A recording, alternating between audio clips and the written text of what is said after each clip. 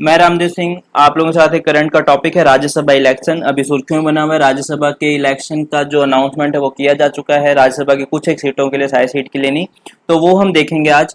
तो पहले देख लेते हैं कि चर्चा का विषय क्यों बना है, न्यूज में क्यों है, उसके बाद आगे बढ़ेंगे।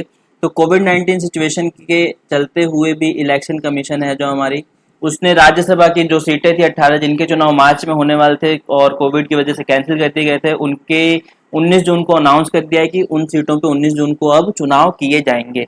उसमें से हम सीट की बात करें तो आंध्र प्रदेश और गुजरात की 4 सीटें रहेंगी, मध्य प्रदेश और राजस्थान की 3 सीटें रहेंगी, 2 सीटें रहेंगी झारखंड की और 1 सीट रहेगी मणिपुर और मेघालय, मतलब एक एक मणिपुर और मेघालय दोनों की। अब इसमें मैं बात करूं तो जो मैक्सिमम सीट है वो है उत्तर प्रदेश की, हमारे 31 सीट राज्यसभा की। और दूसरी बात और कि अगर आप लोग अपने स्टेट के किसी एग्जाम की तैयारी कर रहे हैं तो राज्यसभा की अपने कंसर्न स्टेट की जो राज्यसभा की सीटें हैं और लोकसभा की सीटें हैं वो जरूर याद रखें कि आपके स्टेट से कितनी सीटें अलॉटेड हैं हमारी संसद में। अब उससे पहले हम लोग एक क्वेश्चन देखते हैं। आगे बढ़ने से पहले क्वेश्चन है कि जो हमारा कॉन्स्टिट्यूशन है वो 6 साल की टर्म प्रोवाइड कराता है किसको, मेंबर्स ऑफ राज्यसभा को। मतलब जो राज्यसभा के मेंबर का कार्यकाल 6 साल का होता है, हमारे कॉन्स्टिट्यूशन प्रोवाइड कराता है। एक क्वेश्चन ये है। उसके बाद मैं बात करूं तो सिर्फ राज्यसभा है जो नई ऑल इंडिया सर्विस इनैक्ट करने के लिए प्रोसेस स्टार्ट कर सकती है। ये आप लोग ऑप्शन देख सकते हैं। आपको आंसर आता है तो बहुत अच्छी बात है, नहीं तो हम लोग आगे बढ़ेंगे और एंड में वापस आएंगे इस वीडियो के इसके आंसर पे। तो मैं बात करूं आगे बढ़ने से पहले कि पार्लियामेंट के 3 अंग होते हैं, 3 भाग होते हैं। तो उसमें सबसे पहले होते हैं हमारे प्रेसिडेंट जो राष्ट्रपति हैं, भारत के पहले व्यक्ति। दूसरे हमारी लोकसभा और तीसरे हमारी राज्यसभा। अब इसमें प्रेसिडेंट को इसका अंग क्यों माना गया है, क्योंकि कोई भी बिल है, कोई भी विधेयक है, वो सबसे पहले लोकसभा और राज्यसभा से पास होकर किसके पास जाएगा, प्रेसिडेंट के पास। प्रेसिडेंट उसको साइन करेंगे तभी वो क्या बनेगा, एक्ट बनेगा। इसलिए पार्लियामेंट के हमारे 3 अंग रखे गए हैं, लोकसभा, राज्यसभा और प्रेसिडेंट। लेकिन आज जो हम जिस पे चर्चा करने वाले हैं पूरी, वो करने वाले हैं हम लोग राज्यसभा पे। तो राज्यसभा स्टार्ट करते हैं। अबाउट द राज्यसभा, तो सबसे पहले ये कंटिन्यूइंग चैम्बर है, मतलब ये लगातार चलने वाला एक स्थायी सदन है और इसको डिसॉल्व नहीं किया जा सकता, विघटित नहीं किया जा सकता। जस्ट लाइक हमारी लोकसभा जो 5 साल के बाद या 5 साल से पहले भी विघटन किया जा सकता है, अगर जो हमारे प्राइम मिनिस्टर है वो ऐसा प्रेसिडेंट को कहें कि अब विघटित कर दो, ऐसा काफी बार हो भी चुका है। लेकिन इसके बारे में क्या है, कंटिन्यूइंग स्थायी सदन है, लेकिन इसके जो मेंबर्स हैं उनका कार्यकाल 6 साल का है। क्या कह रहा हूं मैं, कंटिन्यूइंग चैम्बर ये है लेकिन इसके मेंबर्स का कार्यकाल 6 साल का है और ये 1952 में बनाई गई थी।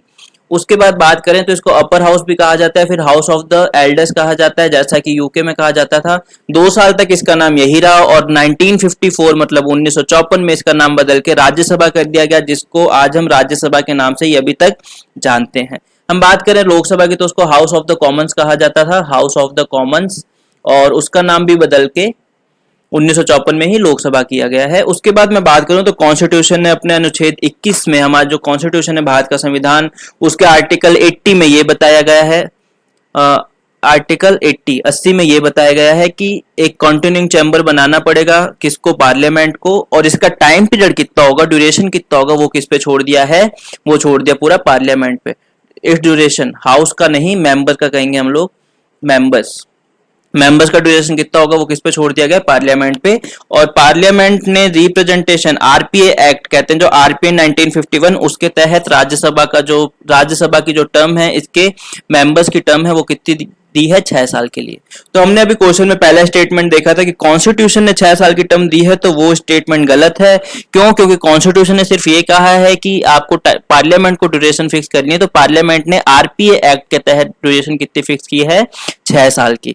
अब हम बात करते हैं कंपोजिशन ऑफ राज्यसभा। तो कॉन्स्टिट्यूशन के आधार पे मैक्सिमम 250 मेंबर हो सकते हैं राज्यसभा में, उसमें से 238 मतलब 238 स्टेट और यूनियन टेरिटरी में, और 12 होंगे नॉमिनेटेड जो किए जाएंगे प्रेसिडेंट के द्वारा, जो प्रेसिडेंट के द्वारा नॉमिनेट किए जाते हैं राज्यसभा में। यहीं पे मैं आप लोगों को बता दूं लोकसभा में भी 2 मेंबर्स हैं जो एंग्लो इंडियन कम्युनिटी से, जिनको नॉमिनेट किया जाता है हमारे प्रेसिडेंट के द्वारा। अब बात करें एट प्रेजेंट कितने हैं, तो आप देखिए मैंने इसको हरा कलर किया है, जिससे कि जो अभी प्रेजेंट में चल रहा है 250 नहीं होकर 245 सीटों पे चुनाव होते हैं या नॉमिनेशन कह सकते हैं। उसमें से 2 to 9 सीट्स है स्टेट्स के लिए, 4 है यूनियन टेरिटरी के लिए और 12 है नॉमिनेटेड मेंबर्स। तो हमने नॉमिनेट को अभी देख लेंगे कहां से नॉमिनेट किया जाता है। तो यहाँ से क्वेश्चन बना था यूपीपीसीएस में, अभी प्री हुआ था जो आई थिंक जो भी लास्ट प्री हुआ है वो 2019 का, उसमें क्वेश्चन पूछा था कि स्टेट के लिए राज्यसभा की कितनी, स्टेट के लिए नहीं, यूनियन टेरिटरी के लिए सीट पूछी गई थी कि कितनी सीट्स है। तो ऐसा कोई क्वेश्चन बना था यहाँ से, तो ये हमें क्लासिफिकेशन याद रहना जरूरी है। फिर हम बात करें मेंबर, कहाँ जो स्टेट की हमने देखी, जो 3 क्लासिफिकेशन देखें कि स्टेट के लिए होते हैं, यूनियन टेरिटरी के लिए होते हैं, नॉमिनेटेड होते हैं, इनको अलग अलग देख लेते हैं अब हम कि स्टेट से जो इलेक्ट होते हैं वो कैसे होते हैं। तो सबसे पहले स्टेट लेजिस्लेटिव असेंबली है, जो विधानसभा है, उसके इलेक्टेड मेंबर्स कौन से, सिर्फ इलेक्टेड मेंबर्स ही हैं जो इनका चुनाव करेंगे। और उसके बाद चुनाव कौन सी पद्धति से किया जाता है, जिससे हमारे प्रेसिडेंट का किया जाता है प्रोपोर्शनल रिप्रेजेंटेशन, अनुपातिक प्रतिनिधित्व, bye means of single transferable vote, मतलब एकल संक्रमणीय वोट वाली पद्धति है, उससे किया जाता है हमारा जो चुनाव है राज्यसभा के मेंबर्स का। और जो हमारा स्केड्यूल 4 है, स्केड्यूल 4 जिसको अनुसूची भी कहा जाता है, उसके आधार पर राज्यसभा की सीटों का बंटवारा किया जाता है हमारे राज्यों के बीच में। और किस आधार पर किया जाता है, पॉपुलेशन ऑफ कंसर्न्ड स्टेट, मतलब जिस स्टेट की पॉपुलेशन ज्यादा है उनको ज्यादा सीटें दी जाएंगी। जस्ट लाइक हमारा हम देख सकते हैं यूपी की बात की, सबसे ज्यादा पॉपुलेशन है तो उनको 31 सीट्स दी गई है।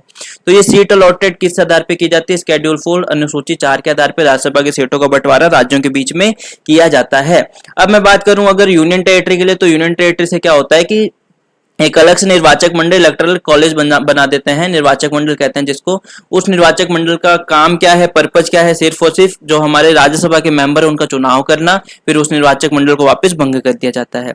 हम बात करें नॉमिनेशन की, तो प्रेसिडेंट 12 मेंबर्स को नॉमिनेट कर सकते हैं राज्यसभा में। और कौन कौन से फील्ड से, आर्ट, लिटरेचर, साइंस और सोशल सर्विस, कला, साहित्य, विज्ञान और सामाजिक सेवा, ये 4 आधार हैं। और अगर मैं बात करूं हमारे स्टेट में गवर्नर को भी अधिकार होता है नॉमिनेट करने का, तो उसमें हम कह सकते हैं कि कोऑपरेटिव सर्विस और जोड़ दिया जाता है यहाँ पे गवर्नर के मामले में, कोऑपरेटिव सर्विस। और ये 4 आधार तो हैं ही साथ में कोऑपरेटिव सर्विस नाम की चीज और जोड़ दी जाती है जहां से गवर्नर नॉमिनेट कर सकते हैं।